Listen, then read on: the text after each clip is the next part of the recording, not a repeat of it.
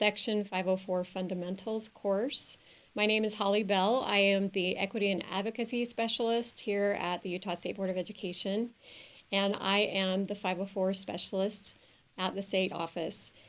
So thank you for joining us. Just one thing to let you know, I do have Amanda here who will be checking the comment feed on YouTube.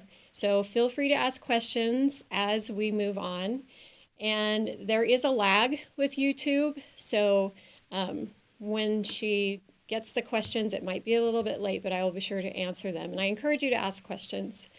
So I am producing this webinar for any of you who attended the summer conference or the training in Davis or any of my most recent trainings. This is a repeat. If anyone attended the Davis training and or watched that online, you know about the technical difficulties that we had. So I thought we would record this in the studio, and this will be helpful. It will be online indefinitely, so you can use this. You can revisit it. If you have new coordinators, you can have them watch this video. So this will be online after today. And also, I need to mention that if you did register for Midas and you want to receive relicensure points for Midas, please put your name in the chat box so that we can record that for you so we know that you've attended. So let's begin.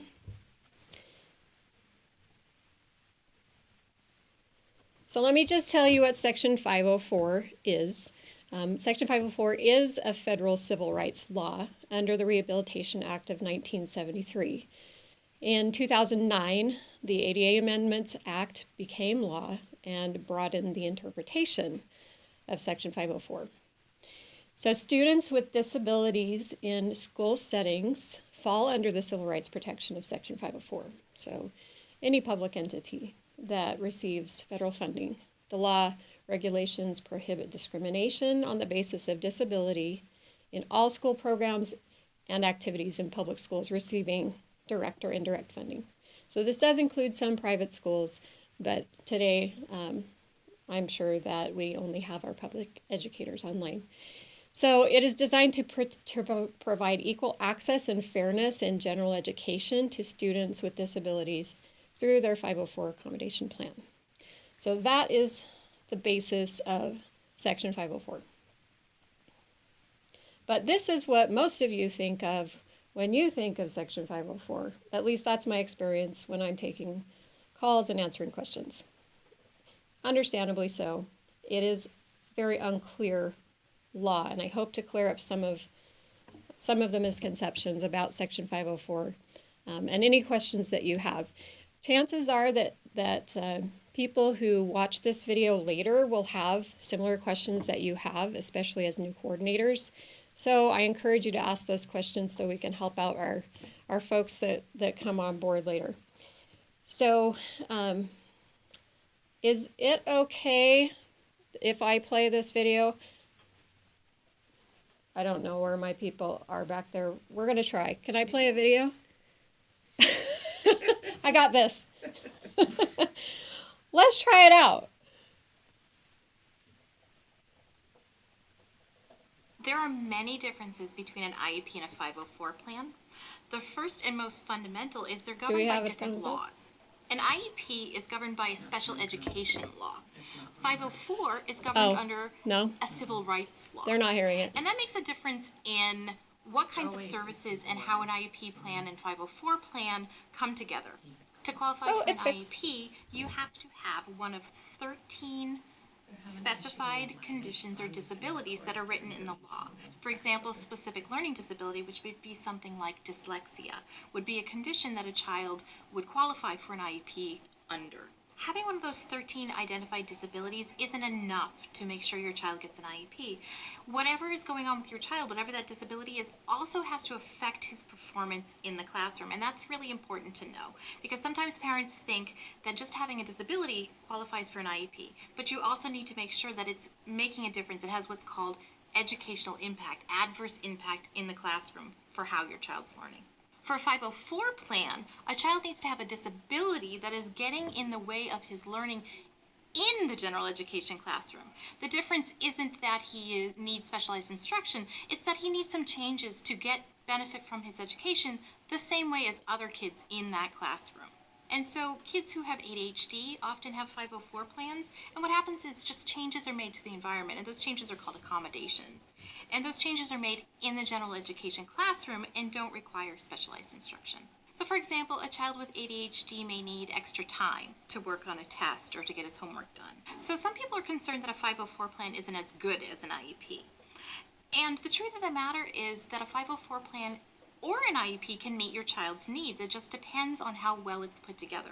A well-written, well-implemented plan that everybody knows what's going to be happening and in place and is working on it can be very helpful for a child who doesn't need that specialized instruction. As long as there's a lot of follow-through and everybody's checking in to make sure it's working well, a 504 plan can be very helpful for kids in the classroom. Key takeaways. An IEP is governed by a special education law. A 504 plan is governed by a civil rights law. A 504 plan covers kids with disabilities who don't require specialized instruction.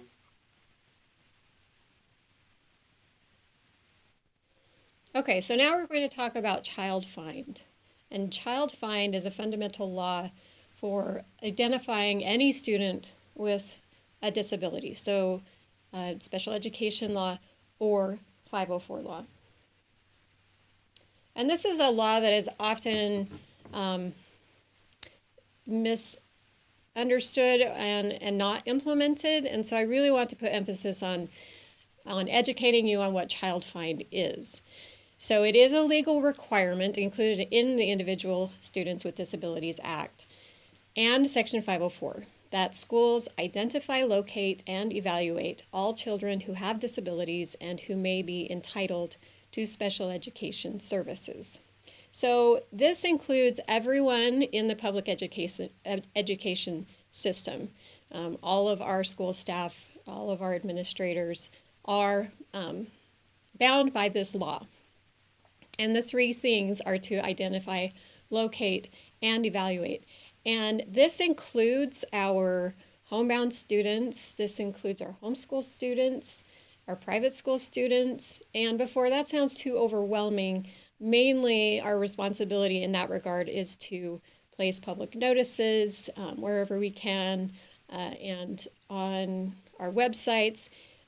This often does not fall under 504 coordinator responsibilities, but you do have a responsibility, anyone who is watching this and anyone working in the public school system, to identify these students and refer them so that they can be evaluated. So here are the things, some of the things. This is not exhaustive. I've got 2 slides. These are not an exhaustive list of the things that you can look for that might be red flags for identifying a student who may need specialized instruction or 504 accommodations. So when there is a student who does not qualify for an IEP, that might be a red flag that perhaps a 504 plan would be appropriate for them. That's not a definite, but that is a red flag to look for in your referral process. So if a parent is frequently coming to you and expressing concerns, and I know that parents express concerns about a lot of things, and some of them are asking for 504 plans that their student will not ultimately qualify for, but if they're continually coming to you, it's in your best interest to evaluate that child. And when suspension or expulsion is being considered for a student, really look at your disciplinary records, because often students who have a disability will be referred for discipline a lot. Their behavior might be an indication of an underlying disability, because some of our students who perhaps have ADHD or dyslexia or have an inability to concentrate in class or read the materials, if they're asked to raise their hand and answer a question, put on the spot, they'll get frustrated and they might disrupt the class, and so they might be referred to the office. So really be aware of the disciplinary records for your kiddos because this could be a red flag. So retention isn't necessarily much of consideration I have found in Utah, but certainly if they're looking at retaining a child, that's a big indicator. When a student shows a pattern of inattention, not benefiting from classroom instruction, when they return to school after a serious illness or injury. Now, this is something, especially when we're looking at those who have been in sort of some residential treatment. Maybe they have had a suicide attempt, so there might be some underlying mental health issues. We really need to pay attention to those students who are coming back into our schools. And sometimes I find that there's not a good communication system. If any of you watched our anxiety webinar, which is still available online, that was one of the things that we addressed, is this transition back into school, because we need to make sure everyone is communicating between our counselors, administrators, 504 coordinators, and our nurses, so that they are all on the same page with having this student return back to school, because that can be a really tough transition. And when I tell you the link to our 504 forms, because I have a whole list online that you can download, I do have a transition form that you could use so that you can ease that child back into school. When I talk to people who are working in residential treatment centers, this is something that I tell them is to have communication with the school that maybe they could consider a 504 plan.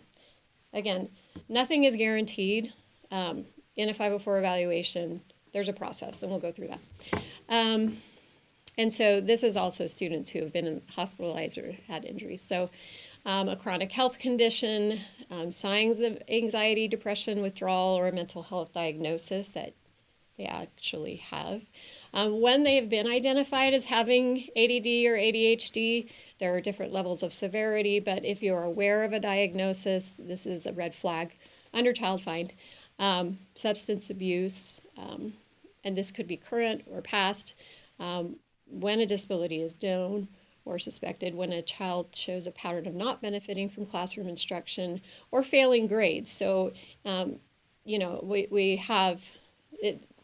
Students fail classes. Doesn't mean that they have a disability, but if you see this regular pattern, then you might want to consider what's underlying those failing grades.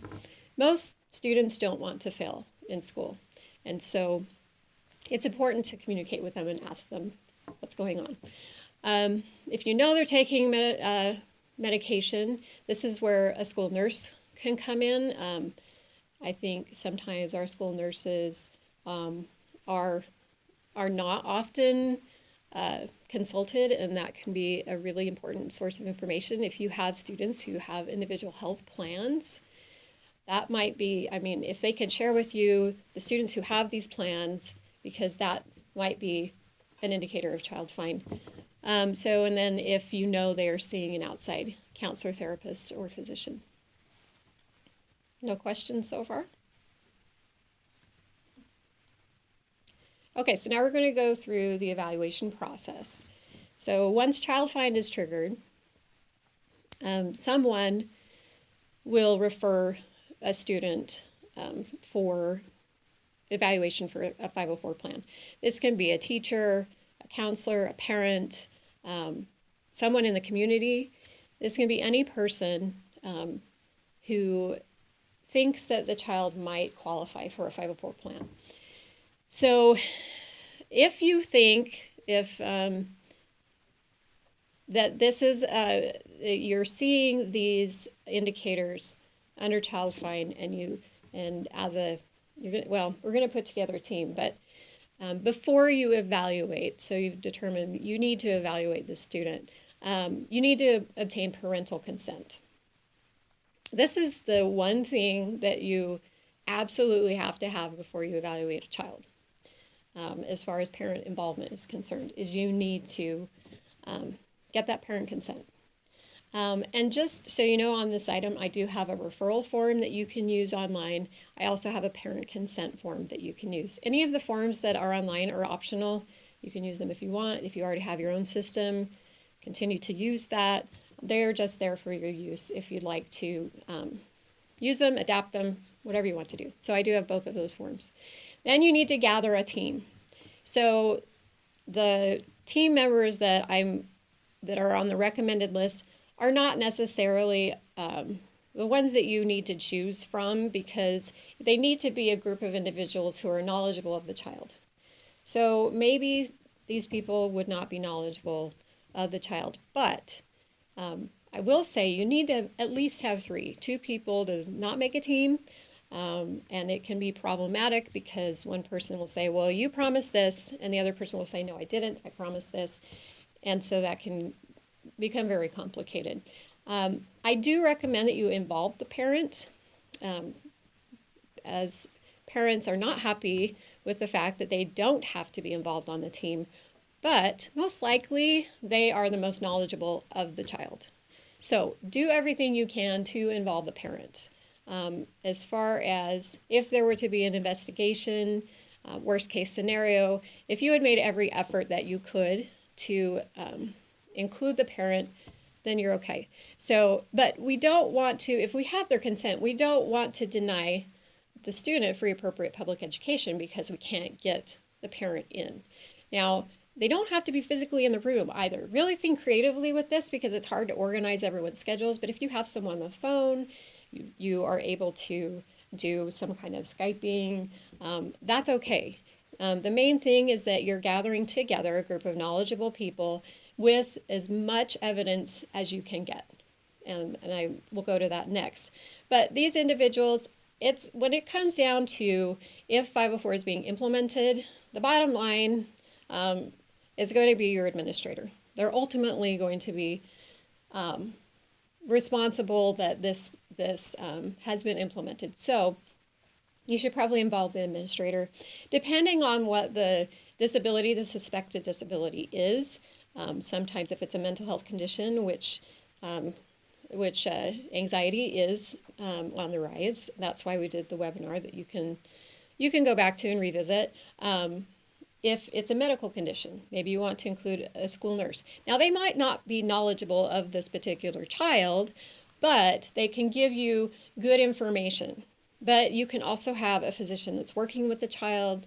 If when we talk about gathering evidence, if the physician can give you some of that, and now I'm getting ahead of myself. So I think I've covered the team, but get creative. When I have schools saying I had a student transfer in, no one in our school knows the student, they have this 504, and we want to gather as a team and make it, and revise the plan potentially.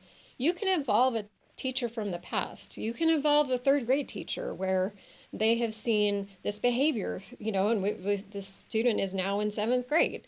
So whoever is knowledgeable of the child can be brought to the table. The school determines who they want at the table. The parent determines who they want at the table. And it's always good to say, here's who we are going to have at the table. I advise parents that as well, especially when it comes down to bringing in an attorney. It's really important for them to tell the school they're bringing legal representation.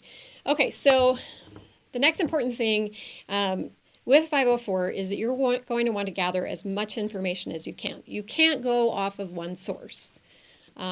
So you cannot go off of a diagnosis from a physician.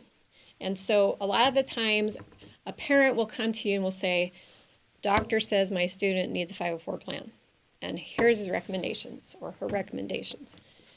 That's not enough. When it comes right down to it, you can get yourself into some hot water if you're using one source, even if you give the student a 504 plan. So a lot of 504 is based on case law or Office for Civil Rights. So when it comes down to determinations, if there are problems and their investigations, that's where they look at all of the bulk of evidence from cases in the past. So if a parent comes to you and says, I have this information, you need to give my child a plan, you can say, thank you very much. That is going to be very helpful information when we go into our evaluation, when we meet together as a team. So we will for sure take that into account when we look at all of the evidence. And they might not like that answer. but that's what the law says. But the law also says, which frustrates some schools, you cannot require that documentation. You cannot require a diagnosis. And so if you do require the diagnosis, that means you have to pay to get that diagnosis.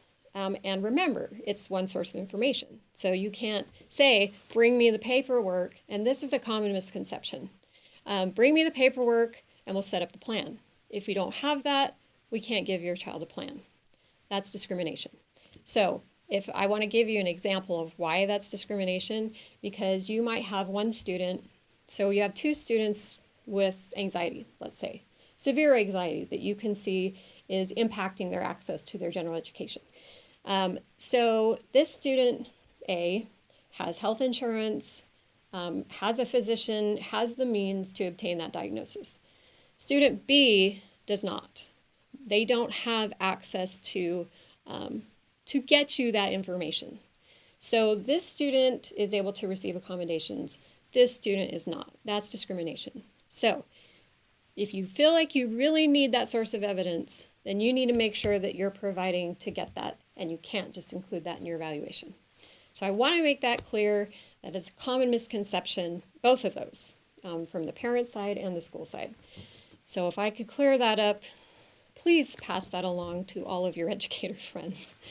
So some other things, you've got your aptitude and achievement tests and grades, the teacher or other school staff observations, very important because they're seeing how they might be impacted from accessing their education, any sort of physical condition, social cultural background and adaptive behavior. So this can be a little, you want to consider some of the cultural background, but we don't want to have stereotypes and assumptions based on cultural background. Parent input, we talked about the physician, and your discipline records, which we discussed as a red flag for child fine. So you are required to do the initial evaluation within 45 school days after receiving consent.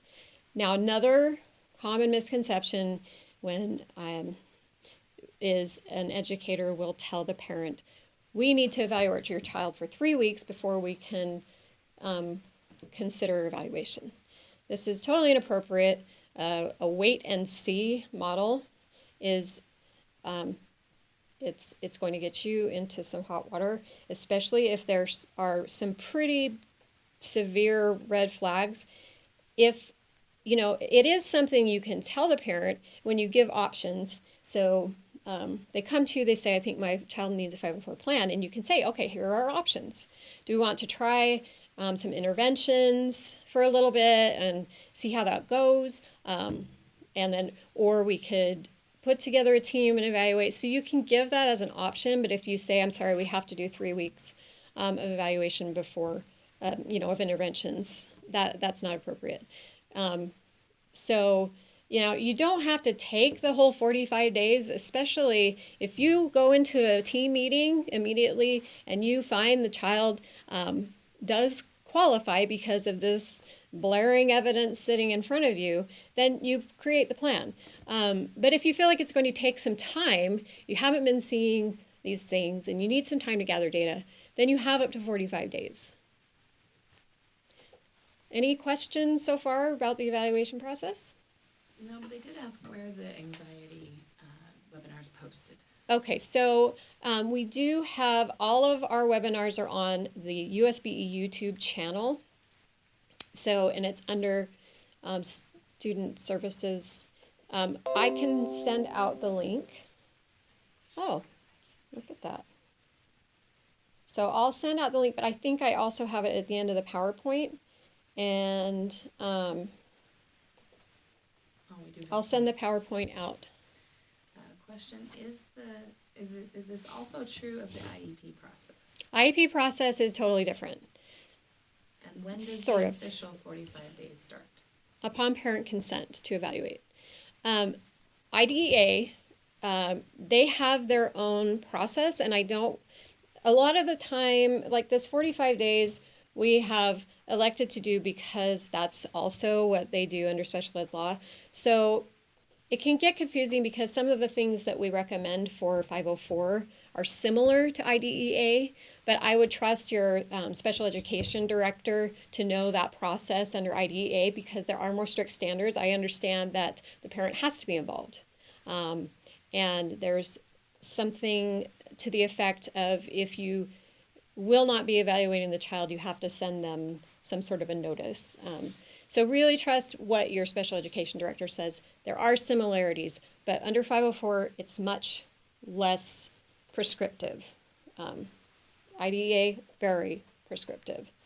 So, and I do have, I have a resource for educators and administrators on 504 on my webpage that you can use to provide you with some guidelines. And then special ed rules is also online, so you can read through that and see what some of the differences are. But please consult with the specialist. So, question. So comment, we are required to have 6 to 12 weeks of interventions for a student who are exhibiting emotional disturbances, and it's just running into ruining the dignity of some of their kiddos. So that's illegal.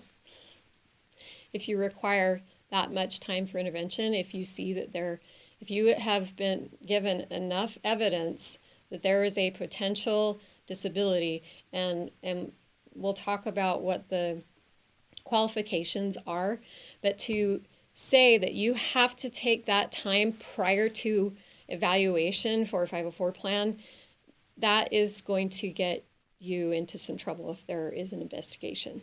There's plenty of case law out there that says if you wait and see, if you say we need to wait and see, and you don't need to use that terminology, but you get what I'm talking about, that can get you into some hot water. So, but like I said, that is a misconception that we need to do these pre-interventions, RTI, whatever you want to call them, prior to obtaining consent and doing the evaluation. You have 45 days. During those 45 days, you can do interventions because you can see maybe some of the things are working so that you can put that into the plan. So don't think that you just sit back and wait during those 45 days. You can do interventions and see how they're working. But another question. So related to the 6 to 12 weeks, it says, what about an IEP? IEP, I can't answer to. They have totally different process.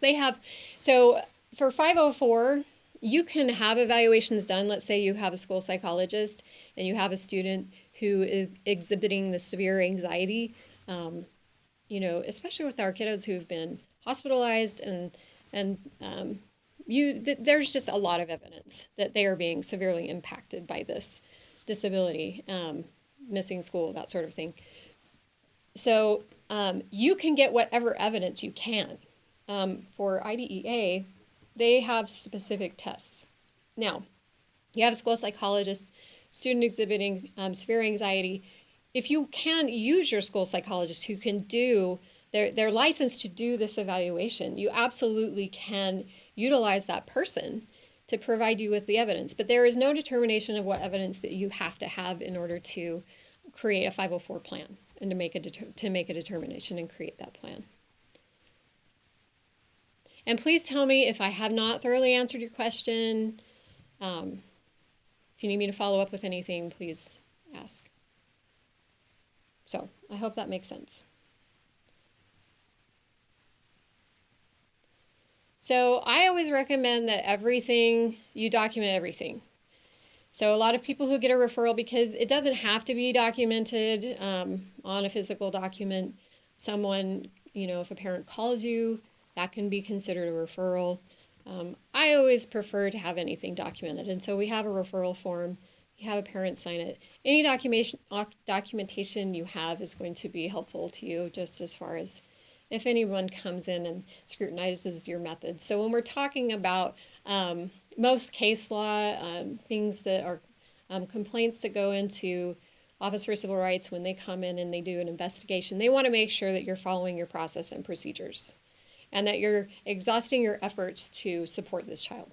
And as long as you're doing that, as long as you have documentation saying, here's what we did from point A to point B, then you're going to be fine. So, and you have to understand that from My position working at the state level, I always have to think worst case scenario. These are very rare circumstances. There is a rise in complaints with the Office for Civil Rights. Parents are becoming more savvy and knowledgeable about their students' rights. And that is a good thing. It can make it more complicated for educators in some ways, but we want to make sure that we're finding these kids and getting them the access they need. It all comes down to the student. So we might get frustrated with parents who might also have a disability that explains some of their behavior. And so, but really, the rise in some of these complaints can indicate that our children are getting more help that they need. But so there are more investigations happening, but I don't want you to be afraid that one tiny mistake and OCR is going to come in and discipline you for what you've done. Just make sure you're following your appropriate procedures. So I'm trying to highlight some of those things that are coming out in case law that are getting schools into trouble. I don't know if I like getting in trouble as the terminology, but you know what I mean. Okay, so obtaining written parent and guardian consent to conduct the evaluation. Definitely get written consent for that. I also have a form for that. And then making sure you have a knowledgeable group of people to determine if the student has a disability. There doesn't need to be a diagnosis of a disability, by the way. I think under IDEA, they have those 13 categories that a student fits under.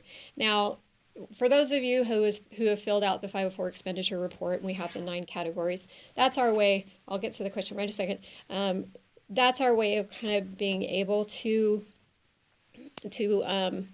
identify the needs, but it's really about the need of the child, not the diagnosis.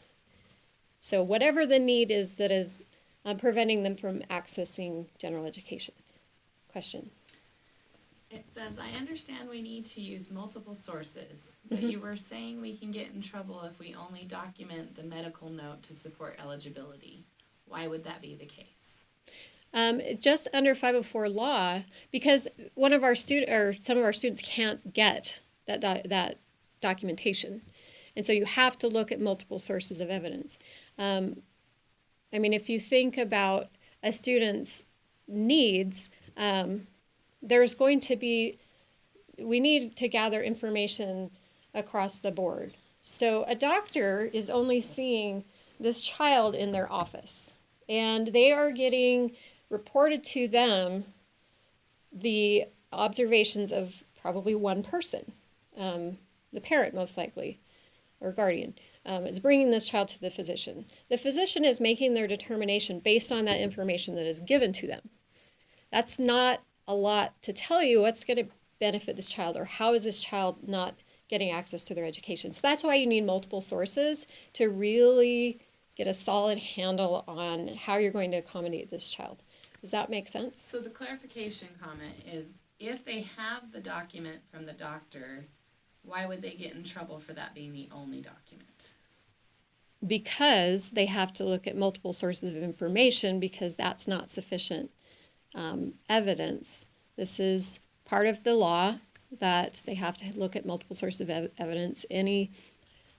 That's just what's come through case law. But my reasoning for that is that it's insufficient because it's only one person who is not seeing the child in the school setting. So this physician is not seeing that child in the school setting to see how this child is impacted, because it's all about impact and access to education. So when they go through all of these evaluations under IDEA, they're able to see where more specialized instruction is needed. But this is about access within the classroom. So you need to see multiple sources instead of this one person sitting in their office hearing evidence from the parent. The parent is most likely, the parent isn't sitting through the school day with this child to see where they're impacted. So that's just insufficient evidence. So they're adding, if parent input and academics are documented, is that enough? So 2 things. Yeah, so it would be parents and academics.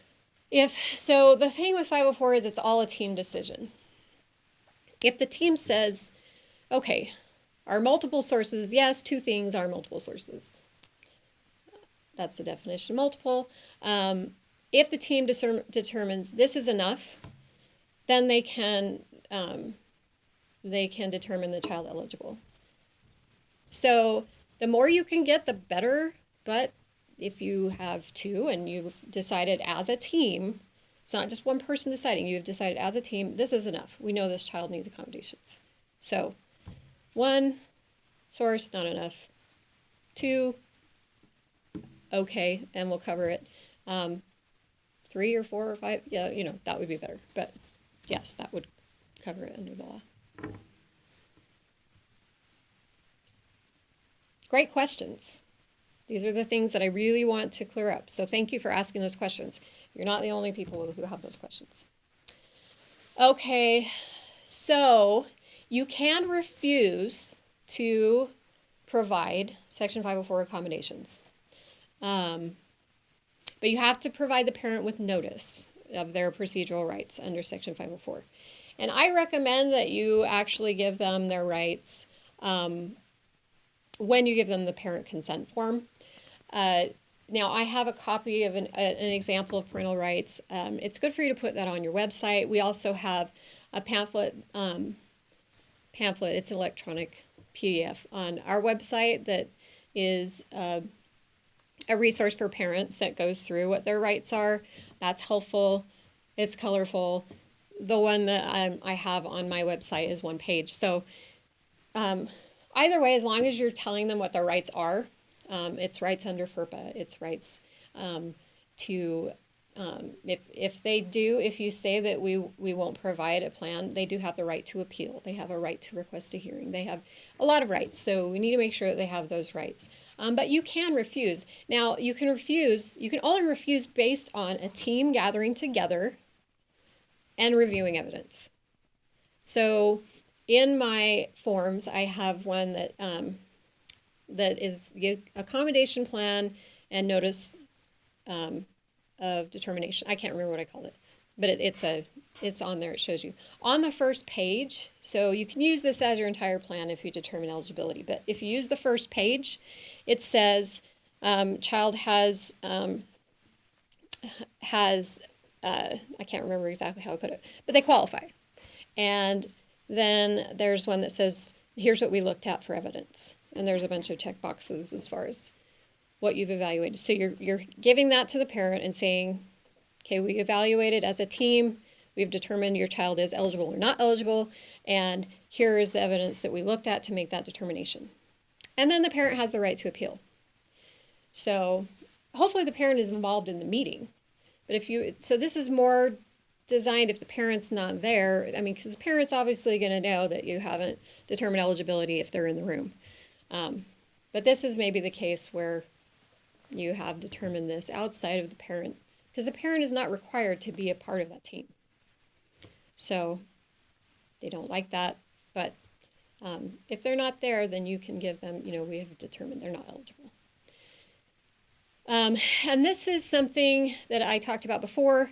So school districts schools violate Section 504 when they deny or delay conducting a formal evaluation of a student when it would have been reasonable for a staff member or another person to have suspected that the student has a disability and needs special education or related services because of that disability. So this is a child find. It's indicating child find as well, because when we say special education, child find applies to both laws. So that is if we have a reasonable concern, and that we call triggers child find, and the student should be referred. Where students get themselves, or I'm sorry, not students, when schools get themselves in trouble, I don't like that term, but when it's problematic, then I just forgot what I was going to say. So the resource guide is at the bottom. I'll think of it later. I gotta put some personality into this boring webinar.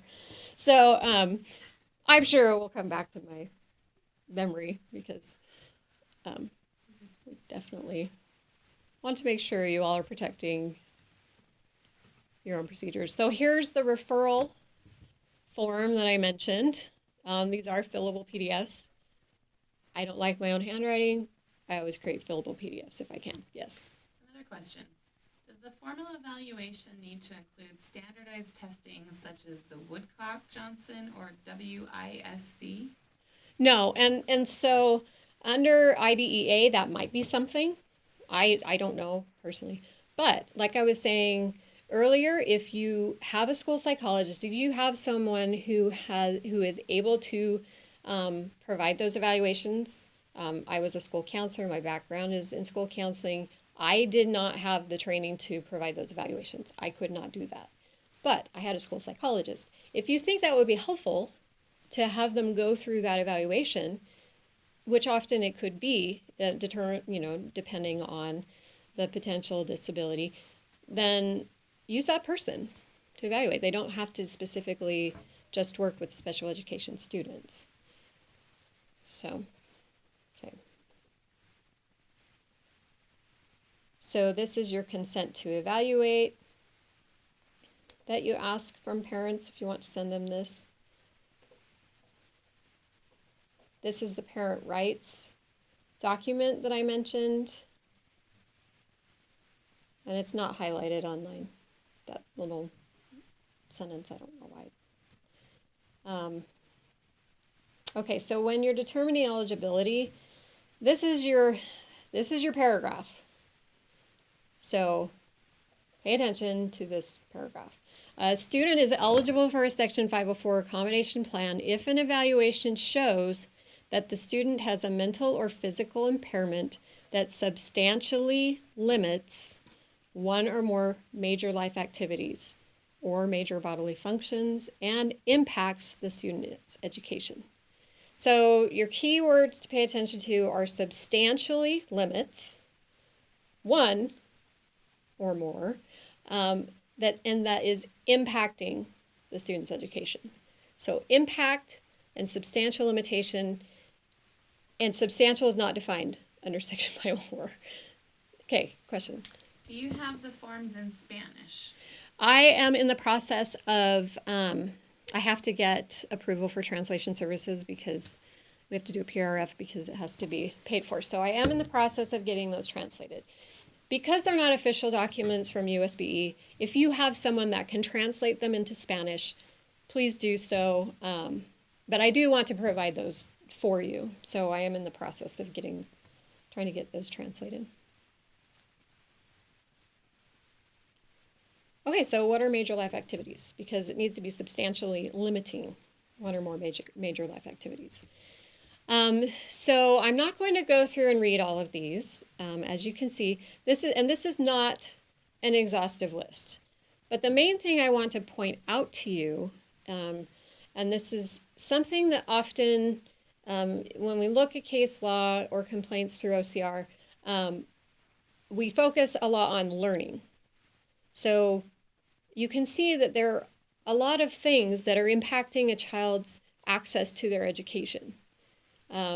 If they're having, and especially, maybe when we're looking at major bodily functions as well, they're constantly going to the restroom, or they need to, then we need to allow them to. That's an accommodation. But also they're missing their education.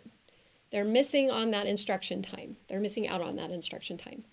So that is impacting their education. It's substantially limiting one or more major life activities. So we need to focus on more than just learning.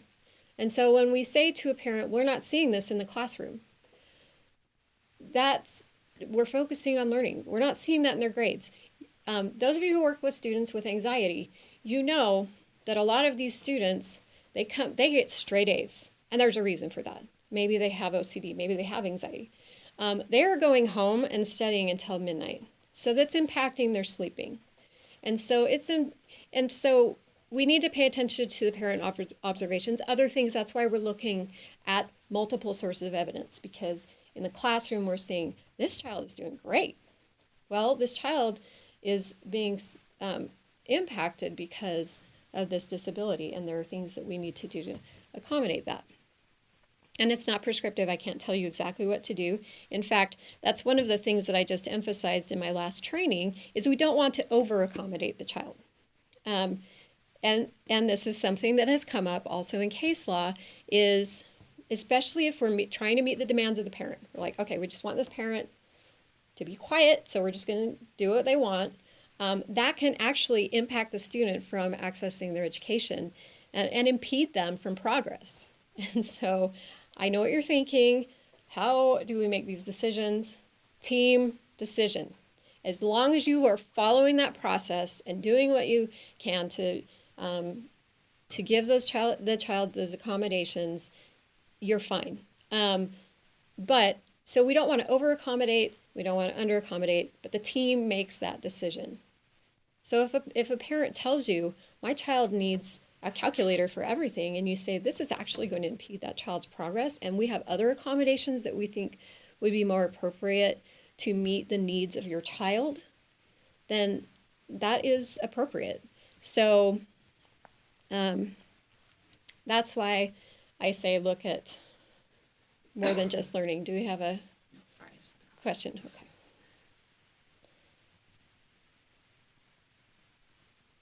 Okay, so when you're making determination of eligibility, I want to explain to you what mitigating measures are, because when you're looking at an impairment that is substantially limiting, you can't consider mitigating measures. So I've given some examples, and these are just examples. They're not limited to these things.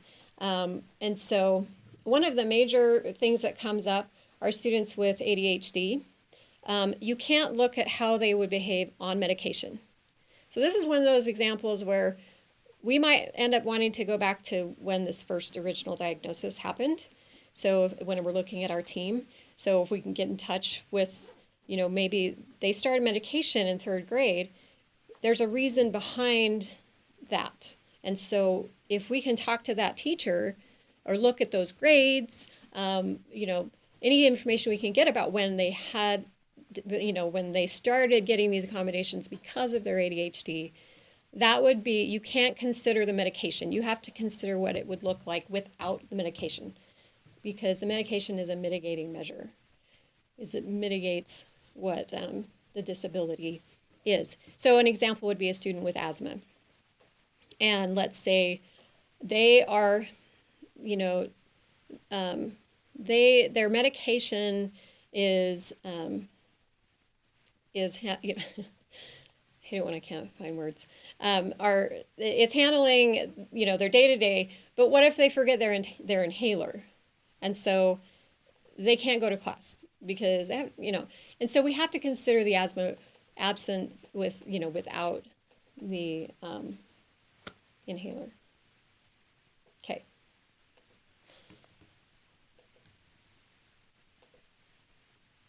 Okay, so when they are determined eligible, so the team has decided, yes, the student needs accommodations. Oh, I remember what I was going to say. Okay, so we're going to say right here. Provide only necessary and reasonable accommodations. So this is what I was referring to before. We don't want to over accommodate. The thing with 504 is it needs to be very individualized. That's why there's no diagnosis required, because even if there is, when we're talking about ADHD, one student might be substantially limited and impacted who has ADHD. This other student with the same diagnosis would not.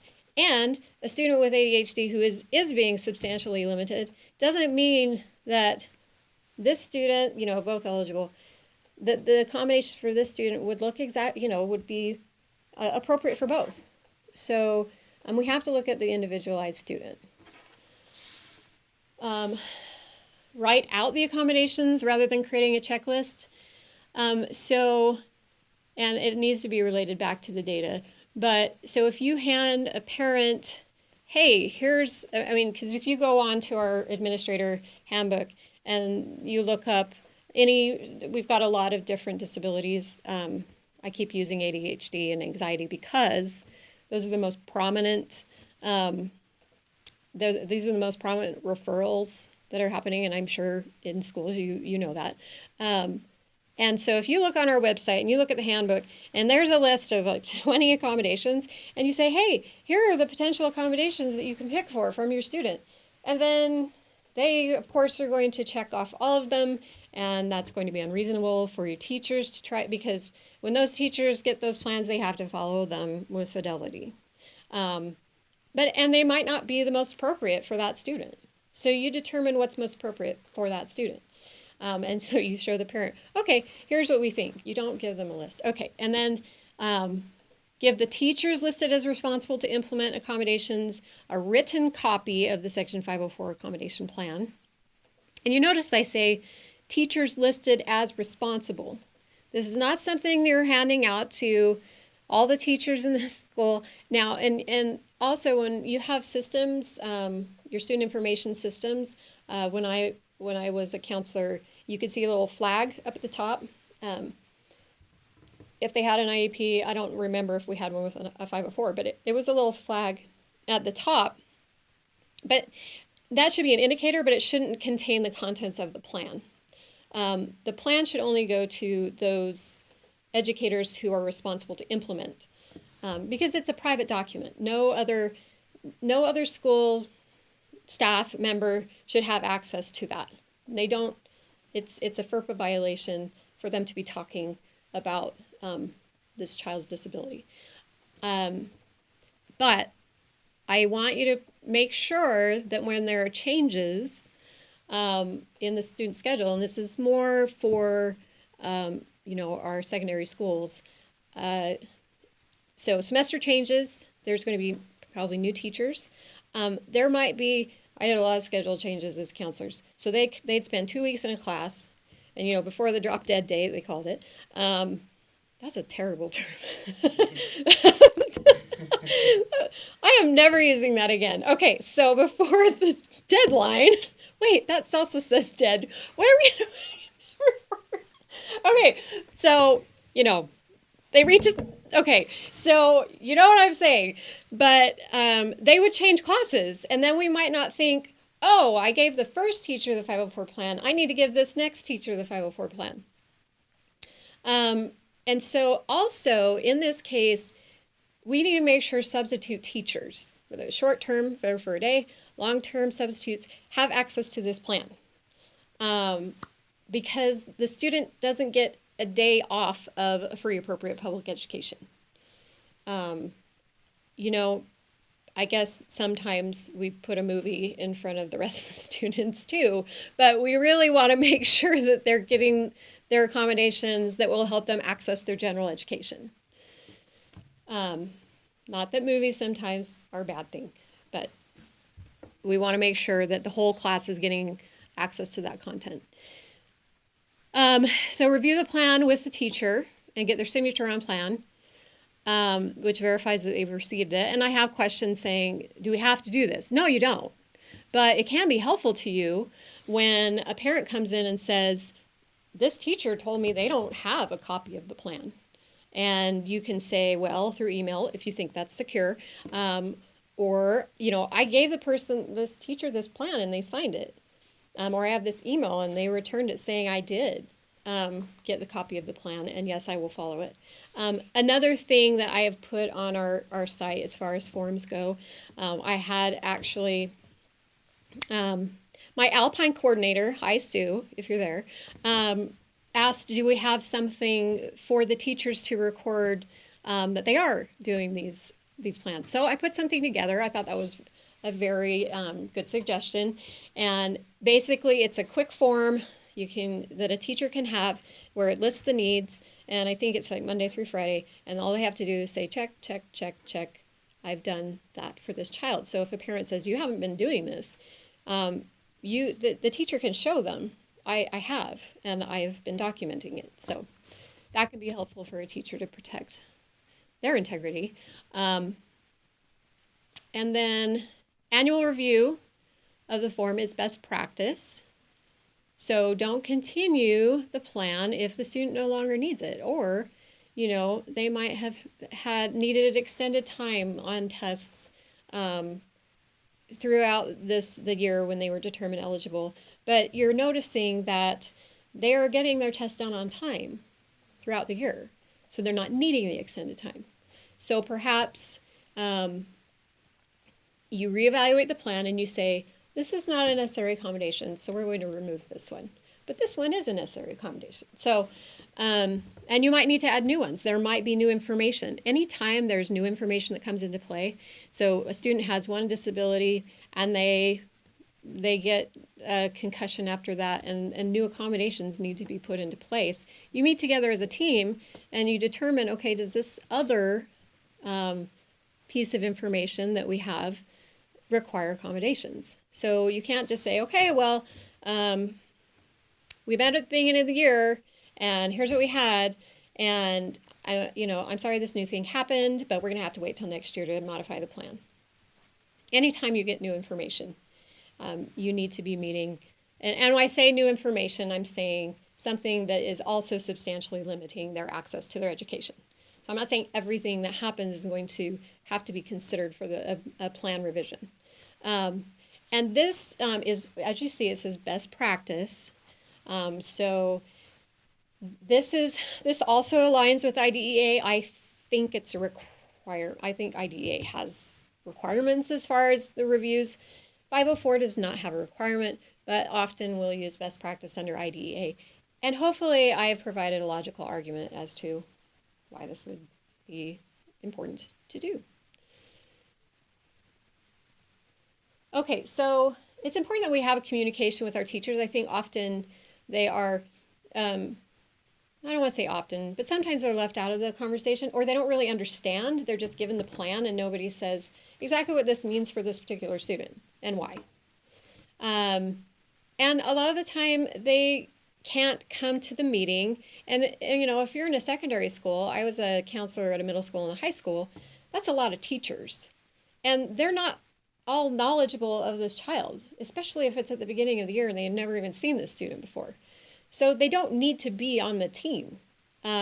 Perhaps if the parent says, I would like to have a teacher on the team, maybe one of the core teachers, especially if the student has maybe dyslexia, and dyslexia doesn't always qualify, but something like that where maybe an English teacher could be involved as a consultant in a way, and they would understand better that student, seeing this dialogue, and so they don't need to be involved, but it is important to sit down with them and have a conversation and say, here's the things that we see that this child needs in your classroom. I think a lot of times too, it solidifies things in their mind. When you're just getting a paper and you scan over it, it doesn't always sink in, but if you're having a one-on-one conversation with a person, that can help.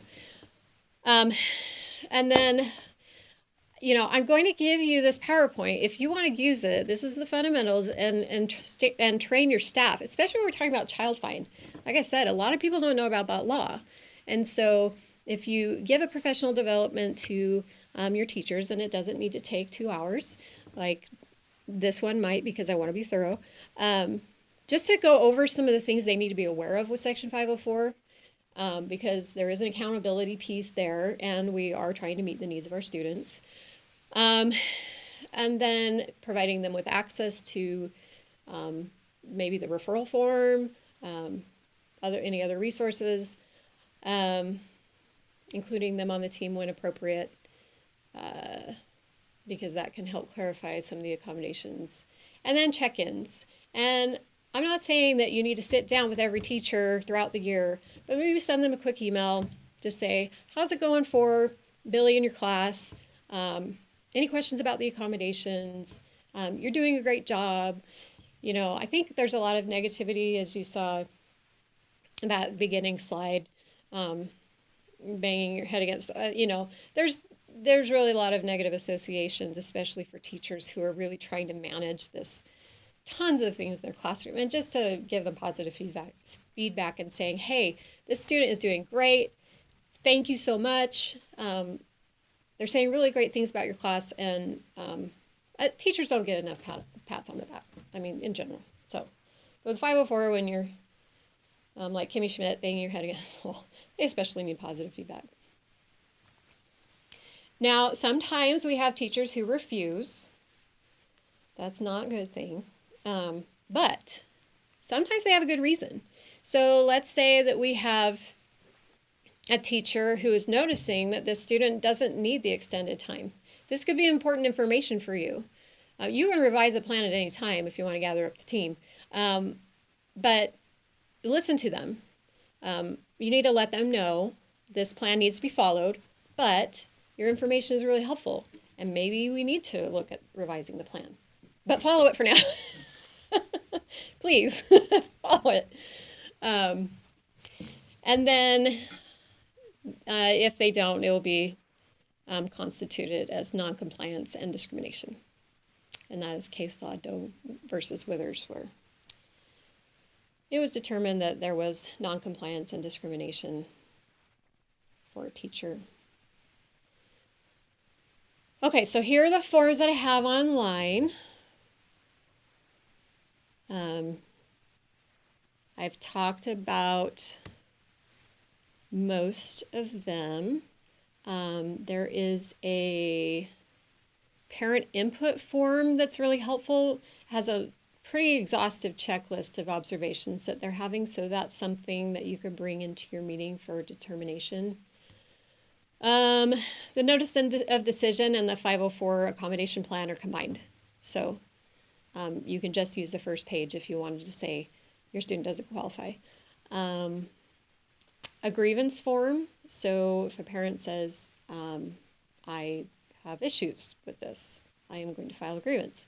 And typically those, well, they should try to be resolved at the school level.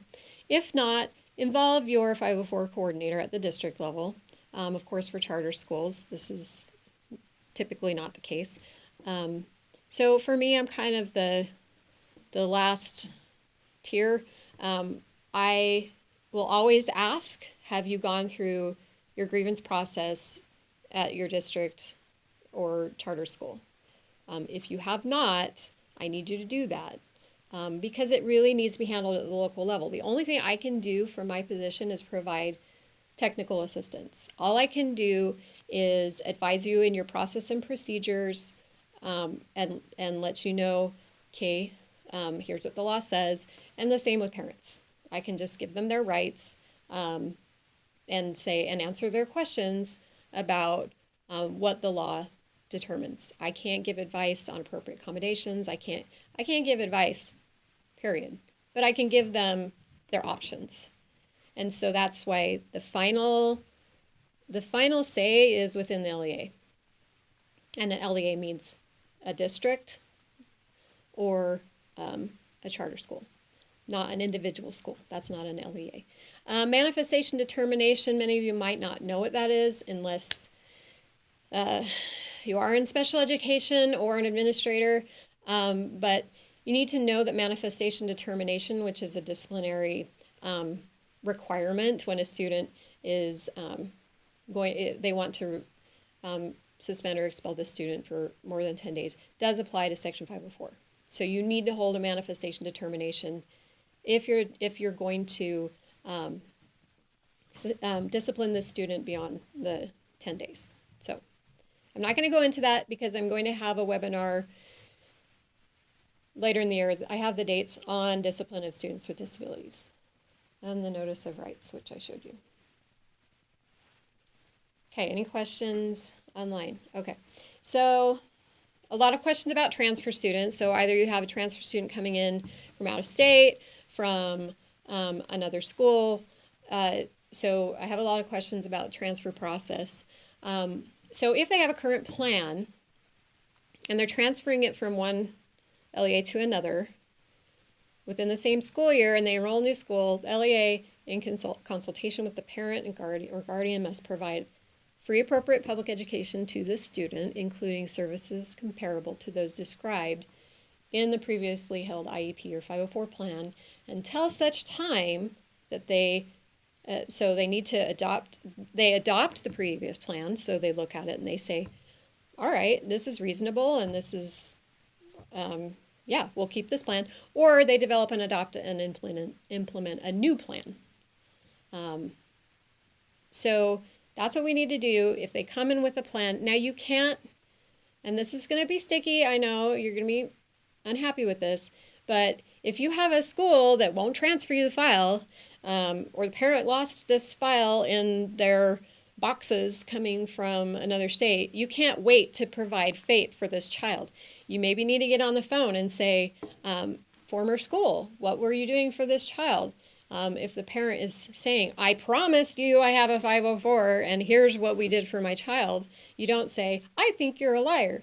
You say, okay, well then, we'll follow this and then we'll get together as a team and we'll look at the information that we have. So you need to follow the previous plan. This is a federal legal document that they carry with them throughout the United States to any public entity that's receiving federal funding. So you have to honor that. They don't suddenly become ineligible because you don't have a copy of a form. Okay. So here's a little overview. So they can provide you with 504 plan and supporting documentation. So maybe they don't even have the plan, but they're like, well, we have all of these doctor visit records, we have the therapist records, they were hospitalized, and they have all this information, so they can give that to you. You should request the file from a previous LEA in a secured format. So this should be in a separate file like you would transfer. Well, I'm getting ahead because that's also on there. So establish a team meeting as soon as reasonably possible. Provide comparable services until they're adopted. Okay, and this should be transferred separately because only certain people should have access to that document. And then retain the records for 3 years after transfer or upon graduation. So if they're transferring from a school to school in your LEA, I would say you don't need to hang on to those records. But if they graduate, hang on to them for 3 years. This is not a requirement. This is best practice. This is what they do under IDEA.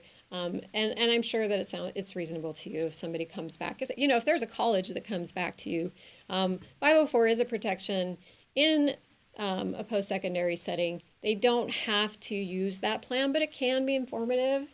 And I often recommend that students with an IEP before they graduate, that you put together a 504 plan. In case I haven't mentioned it, and it might be on a future slide, but it doesn't hurt to say twice that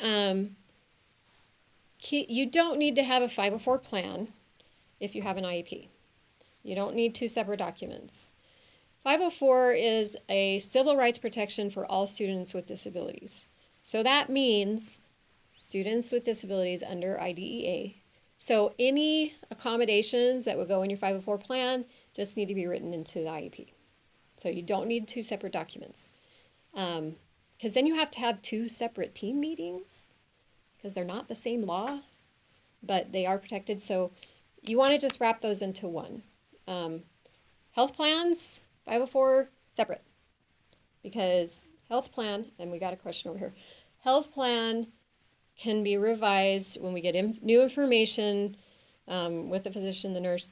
504, you have to meet together as a team to revise it. So if we're going to have constant changes and medication and things like that, that's why you need to keep these separate. But you can put into the 504 plan that individual health plan needs to be followed.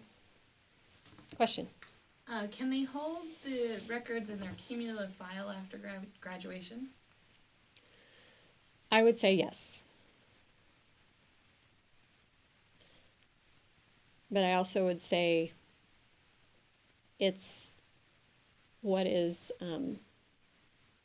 feels best to you.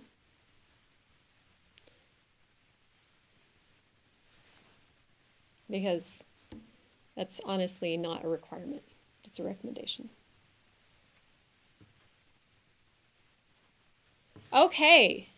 So normally when I do this live, we have an interaction where people talk to each other and determine what they think the answer is. So I thought about taking this off, but I really wanted to give you a sense of what's going on out there when I talk about case law, when I talk about Office for Civil Rights. I want to give you exposure to what that looks like because I never had until I got to this job. I never had any clue that I would need to know this much about law.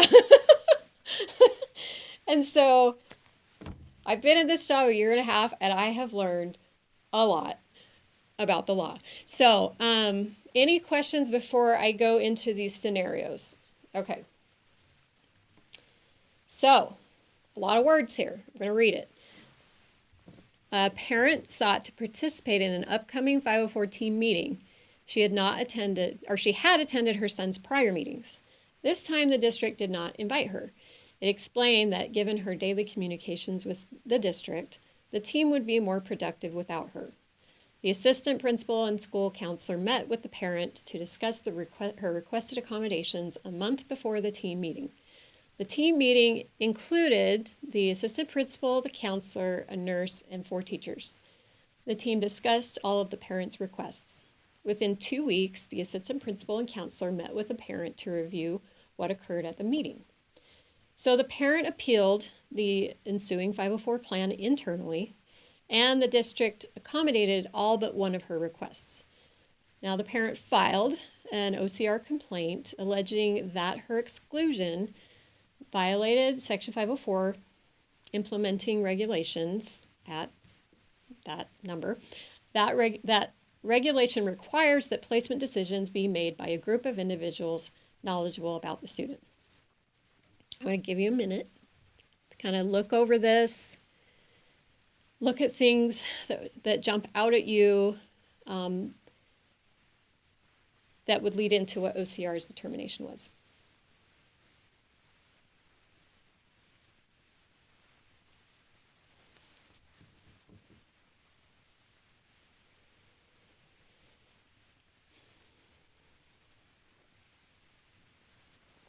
Okay, so let's see if you're right. Does the parent's exclusion from meeting violate Section 504? The answer is no. So because the plan was created by a group of knowledgeable persons who considered the parents' input, they considered their input. The failure to include her in the meeting did not, under the circumstances, violate Section 504. So OCR noted that Section 504 implementing regulation does not specifically name parents as required 504 team members. Moreover, the parent participated in the development of the original plan by providing, and in this plan by providing her input before and after the meeting. Furthermore, the team considered her input during the meeting. So they looked at the evidence that she had given them. And finally, she was able to dispute the outcome of the meeting. So she was able to file a grievance. She had been given her rights, obviously. So thus, under the circumstances, the failure to include her did not amount to a denial of FAPE. So, I don't know if that surprised you with anyone, but I do want to say, I don't think it's a good idea to tell a parent that the team would be more productive without her. I wouldn't advise you to say that. Even if you feel that way. Because it might be true. But we can maybe communicate that a little bit differently. So I wanted to explain define what FAPE is, because I didn't necessarily understand what that meant until I came here. So FAPE refers to free appropriate public education. So under the law, it means for the purpose of this section, the provision of a free education is the provision of educational and related services without cost to the handicapped person. This is a direct quote. I know we're not using that terminology anymore. Person or to his or her parents or guardian, except for those fees that are imposed on non-handicapped persons or their parents or guardian. So we're being consistent, not discriminatory. It may consist of either the provision of free services, or if a recipient places a handicapped person or refers such person for aid, benefits, or services not operated or provided by the recipient as it means of carrying out the requirements. Now, I think this might be a good point to bring up, because this comes up a lot. A parent might say, I had a situation with a student who needed, they were fed by what's called a G-tube. And the parent was saying, you need to have a school nurse who can be there 24/7, well, not 24, during the school day. because that's where we are required to provide FAPE. Needs to be there to help my child to replace this or replace this feeding tube. So what we found out was that, yes, a school nurse was obviously trained to do such a thing, but that another staff member could be trained by a registered nurse, it needs to be an RN, to do the procedure. Because a nurse is costly. It doesn't mean that if there is a medical procedure that a nurse has to do during the school day, then the school has to provide a nurse. They have to pay that. And by the way, there is no funding for Section 504. Great news, not funded. So, but let's say it's a procedure like this and there's a reasonable accommodation that can be made that is different than that. So if you have different options, you can choose what is reasonable. So if you had staff that could be trained, that could be available at any point during the day to help the student change out this G-tube, then that's appropriate. I think they went with a nurse in this case because, as you can imagine, sometimes it would be hard to find staff that would be comfortable doing this sort of procedure. But I want you to be aware that because a parent says, I need this particular accommodation, let's say tutoring or something like that, that to hire a private tutor would be really expensive. If the team, again, team decision, decides that that's what's needed, then fine, you pay for that. But if you have a reasonable alternative that would serve the same purpose, that is justified in bringing that up. Okay, we have another one. No. Oh, you can go ahead. Not another question. We have another scenario. Okay. The mother of an 8th grader with ADHD informed the director of an Arizona charter school that her son's social studies teacher was not implementing his Section 504 plan. After investigating the matter, the director met with the student's father to discuss his findings and develop a corrective action plan. The same day, the mother sent the teacher 4 messages through the school's parent communication tool. She sent another message 3 days later when the school was closing for spring break. When the mother reported that the teacher was not responding within 24 hours, the director replied that the parents' messages were sarcastic and inflammatory. I'm sure none of you have ever had this experience. A description, the mother conceded that the teacher was not able to respond that quickly. He advised the parent that the teacher would provide only 1 email update each week. He also directed the parent to communicate with the teacher by email and to copy him on all messages. So the mother alleged that the communication restrictions were retaliation for her earlier complaint about the 504 plan. So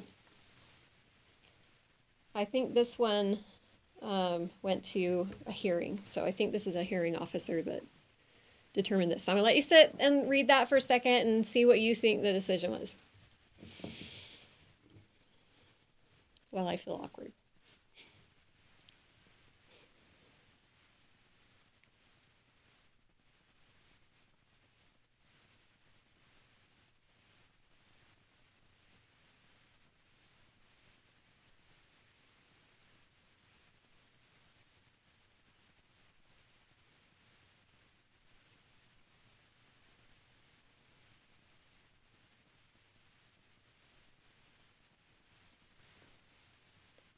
Okay. Oh, this is when it was here. So the charter school had a legitimate, non-retaliatory reason for limiting the mother's communications with the teacher. So they determined that not every adverse action taken shortly after a parent advocates on behalf of a student with a disability qualifies as retaliation under Section 504. So retaliation is really taken seriously, but you also have to demonstrate retaliation. So if the LEA offers a legitimate, non-retaliatory reason for its conduct, and the parent is unable to show that reason is pretextual, the parent cannot prevail on her retaliation claim. So OCR noted that the charter school claimed to have imposed limitations based on the frequency of the mother's messages and her expectation that the teacher would respond promptly. The charter school maintained that the level of communication sought by the mother was interfering with the teacher's ability to do his job. So the school added that the mother's emails were also attacking, sarcastic, and inflammatory. OCR wrote, noting that its own reading of the emails was consistent with the school's characterization. Because the mother failed to provide any evidence of that the district's explanation was merely a cover or an excuse, OCR found insufficient evidence of retaliation. So one of the reasons why I included this one is that I just want you to know that you don't have to consistently be attacked by a parent and not have any recourse. In fact, I recently read a case where the school issued a restraint order on the parent, and they were found justified in doing that. So a parent who is not using productive communication, and it's okay to limit the amount of communication. It's okay to say, and I know this, you need to be careful in doing this, but to say, I want you to copy me, and it's not reasonable to think that if you are emailing a teacher 4 times in a day and you're expecting a response. This teacher is teaching all day and is teaching 30 students. And so we wouldn't respond to a general ed student's parents 4 times, during the day. So it's reasonable to not just do whatever a parent says. So, okay, one more, I think. So a 10th grader in Virginia had a Section 504 plan addressing his peanut allergy. And you notice I'm using things that often come up in our schools. So, but not his asthma. So he had numerous asthma-related absences, and as a result was falling behind academically. Realizing that the student likely required additional services, the student's counselor sent the parents a letter in early September 2014 offering to schedule a 504 meeting. The counselor claimed that when the parents failed to respond, he sent them 2 additional letters. Because the parents didn't answer the letters, the school never convened a 504 meeting. The parents filed an OCR complaint alleging that the district violated Section 504 by failing to reevaluate the student. So here's a case where we have new information that was not addressed in the original plan.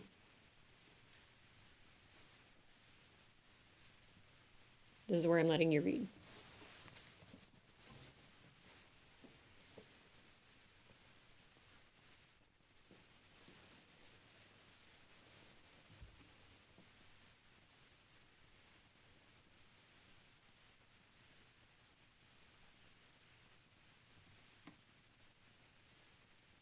Okay, so OCR responded in favor of the parent. So because the district knew it needed to revise the plan, it had affirmative obligation to convene a 504 meeting, even if the parents chose not to attend. That's because they had prior consent and they already had a plan. So at that point, the team does not need to involve the parents. So OCR noted that the 504 regulations encompass a duty to reevaluate a student when there is reason to believe the student's current services aren't adequately meeting his needs. Here, the absences and attendance issues prompted the letters to the parents. So, while it's best practice to invite the parents to participate, OCR observed Section 504 does not require participation. So, if a parent does not respond to an invitation, so it's good that they tried, and the counselor tried, to schedule or attend a meeting, that does not relieve the school's division of obligation to hold a meeting with a group of knowledgeable people. Okay, so here are key points. Any questions online? So these are the things that I want to drive home that I hope you will take out of this training. So the RTI, the response to intervention, the pre-interventions is not required prior to initiating a Section 504 plan evaluation. The wait and see is highly discouraged when there is substantial evidence of a disability. So I mean, honestly, if you want to make that requirement to have so many weeks, you actually can do that. But as you have seen, as case law or OCR complaints would reveal, that is not best practice. So when a parent or guardian provides documentation from an outside healthcare provider, that does not automatically establish eligibility. So you need multiple sources of data. Once the evaluation is initiated, you have 45 days. The team must consist of individuals who are knowledgeable of the student. It is not necessary to have a separate 504 with an IEP, and no medical diagnosis or official paperwork is required for Section 504 eligibility. So those are the key points that I want you to take home from this training.